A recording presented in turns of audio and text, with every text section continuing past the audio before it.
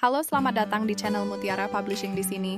Kami meyakini bahwa buku bukan sekedar kumpulan teks, melainkan sarana membuka cakrawala pemikiran, memperluas wawasan, serta membangkitkan inspirasi dan inovasi.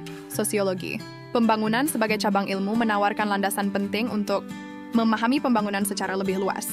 Konsep pembangunan tidak bisa dilepaskan dari persoalan relasi antara aktor-aktor yang memiliki kepentingan berbeda, negara, swasta, dan masyarakat.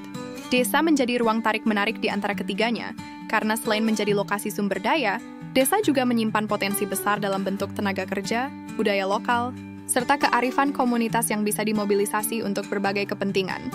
Maka dari itu, pembangunan desa bukan sekadar soal bagaimana menggerakkan ekonomi desa, tetapi juga soal bagaimana kekuasaan bekerja dan bagaimana masyarakat meresponsnya. Berbagai teori besar pembangunan memberikan perspektif teori modernisasi, misalnya melihat pembangunan sebagai proses linier dari tradisional menuju modern. Sementara teori dependensi dan sistem dunia mengkritisi dominasi global yang menciptakan ketimpangan struktural antara pusat dan pinggiran.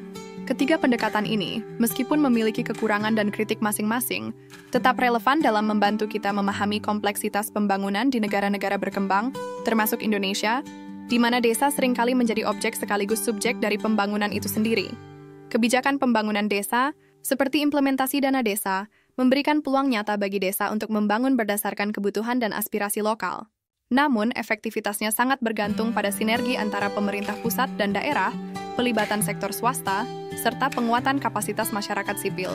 Dalam konteks ini, pembangunan desa tidak cukup hanya diukur dari jumlah proyek fisik yang selesai, tetapi sejauh mana proses tersebut menguatkan kemandirian, keberlanjutan, dan keadilan sosial di tingkat lokal. Kehidupan sosial masyarakat desa tidak dapat dipisahkan dari struktur yang telah mengakar selama puluhan bahkan ratusan tahun. Organisasi adat, norma, dan nilai-nilai budaya menjadi fondasi dalam interaksi sosial di desa. Ketika modernisasi masuk, ia membawa serta teknologi, pendidikan, dan arus informasi baru, yang di satu sisi membuka peluang untuk kemajuan, tetapi di sisi lain menimbulkan disrupsi terhadap tatanan sosial yang telah mapan. Ketegangan antara tradisi dan perubahan inilah yang menjadi tantangan besar dalam proses pembangunan desa. Di dalam dinamika sosial desa, peran kelompok-kelompok tertentu menjadi sangat penting. Generasi muda dan perempuan, misalnya, seringkali menjadi agen perubahan yang membawa ide-ide baru, namun juga berhadapan dengan batasan struktural yang ada. Partisipasi warga secara aktif menjadi kunci utama dalam pembangunan yang berkelanjutan.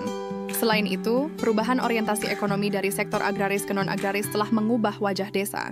Munculnya UMKM, ekonomi kreatif, dan pemanfaatan teknologi digital menjadi simbol dari transformasi desa di era kontemporer. Temukan bukunya sekarang juga di website atau marketplace mutiarapublishing.id.